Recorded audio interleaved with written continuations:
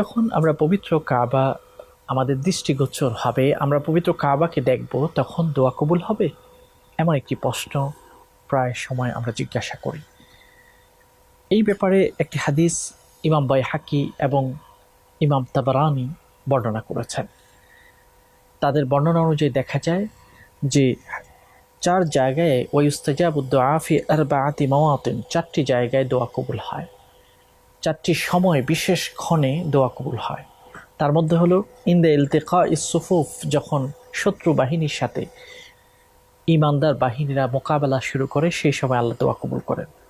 ওয়া ইনদা নুজুলিল গায়থ, বৃষ্টি অবতীর্ণ হওয়ার সময়, যখন নতুন বৃষ্টি অবতীর্ণ হয় তখন আল্লাহ দোয়া কবুল করেন। ওয়া ইনদা ইকামাতিস সালাহ, সালাহ যখন দাঁড়ায় তখন দোয়া কবুল হয়। ওয়া ইনদা রুয়াতিল কাবা, এবং কাবাকে যখন মানুষ দেখে তখন দোয়া কবুল হয়।